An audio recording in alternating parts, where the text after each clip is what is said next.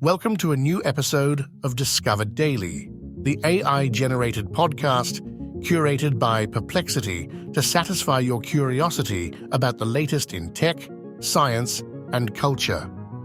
I'm your host, Alex, and in today's episode, we're exploring ancient technology, modern smartphones, the future of transportation, and a shocking development in the aviation industry. From a mysterious ancient computer to the latest budget-friendly tech, we've got a fascinating journey ahead. Let's dive into our first story. Our first stop takes us back over 2,000 years to a remarkable discovery that continues to astound researchers today. The Antikythera Mechanism, often called the world's first analog computer, has been puzzling and amazing scientists since its discovery in 1901. This ancient Greek device, dating back to around 100–150 BCE, was capable of predicting astronomical positions, eclipses, and even tracking the 4-year cycle of the ancient Olympic Games. Did you know that this sophisticated machine consisted of at least 30 intricately designed bronze gears housed in a wooden case about the size of a shoebox? The level of engineering precision is truly mind-boggling, with gear teeth as small as 1 millimeter. It's hard to imagine such complexity existing over 2 millennia ago. Recent advancements in imaging techniques have revealed even more about this ancient marvel. In 2005, hidden inscriptions and mechanisms were uncovered, shedding new light on the device's capabilities. And just a few years ago, in 2021, researchers proposed a new model for the front of the mechanism, unveiling complex planetary displays that were previously unknown. The latest analysis even suggests the presence of a lunar calendar within the device, challenging our previous assumptions about its functionality. The Antikythera Mechanism's historical context is equally fascinating. Discovered in a shipwreck off the Greek island of Antikythera, this device likely originated from the Greek world between 205 and 60 BCE. Its existence challenges our understanding of technological capabilities in antiquity, demonstrating advanced knowledge of astronomy, mathematics, and metalworking. It makes you wonder, doesn't it? What other advanced technologies might have existed in the ancient world that we've yet to discover? And how might this knowledge reshape our perception of human history?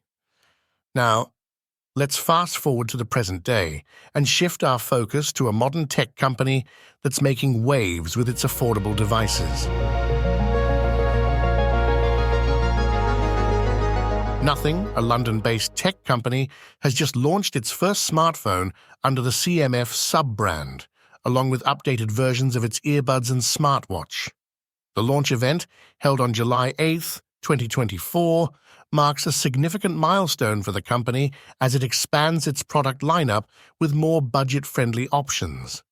The star of the show was the CMF Phone 1, priced at $199 in the US, £209 in the UK, and €239 in the EU. This pricing strategy positions the CMF Phone 1 as a competitive option in the budget smartphone market. But nothing isn't just about affordability. They're also known for their distinctive design philosophy, which they've maintained even in these more accessible devices. What's particularly interesting about Nothing's approach is their commitment to community engagement. They've involved their user base in the product development process, even incorporating community member shoutouts and exclusive previews of upcoming features in their launch event. Nothing's launch strategy also included hands-on events in London and Bangalore, allowing enthusiasts to experience the new CMF lineup firsthand. This direct interaction with potential customers underscores the company's focus on building brand loyalty and generating excitement around its products. As we look to the future of technology, our next story takes us into the world of transportation, where a surprising shift is occurring. The hydrogen fuel cell vehicle, FCEV market, is facing significant challenges, with sales plummeting globally, especially in the United States. In the first quarter of 2024, US hydrogen car sales dropped by a staggering 70% compared to the previous year. Meanwhile, battery electric vehicles, BEVs, continue to gain momentum, with projected global sales of 17 million units in 2024. This stark contrast raises questions about the future of hydrogen-powered vehicles. The FCEV market in the US is currently dominated by just two models, the Toyota Mirai and the Hyundai Nexo, both of which have seen sharp declines in sales. One of the major obstacles for FCEV adoption is the lack of refueling infrastructure. As of April 2024, there were only 55 open retail hydrogen stations in California, and the situation worsened when Shell abruptly closed all 7 of its hydrogen stations in the state in February 2024. The high cost of hydrogen fuel, reaching up to $36 per kilogram at some filling stations, has further deterred potential buyers. It's a classic chicken and egg problem. Without more FCEVs on the road, there's little incentive to build more hydrogen stations, but without more stations, consumers are hesitant to buy FCEVs. This situation prompts us to consider the broader implications for sustainable transportation. As we face the urgent need to reduce carbon emissions, which technologies will lead the way? And how might government policies and infrastructure investments shape the future of our roads? Our final story takes us to the aviation industry, where a shocking development has unfolded in the wake of the tragic Boeing 737 MAX crashes. Boeing has agreed to plead guilty to a criminal fraud charge related to the 2 fatal crashes of its 737 MAX aircraft in 2018 and 2019, which claimed 346 lives. The aerospace giant will face a criminal fine of up to $487.2 million and commit to investing at least $455 million over 3 years to enhance its safety and compliance programs as part of a deal with the U.S. Department of Justice.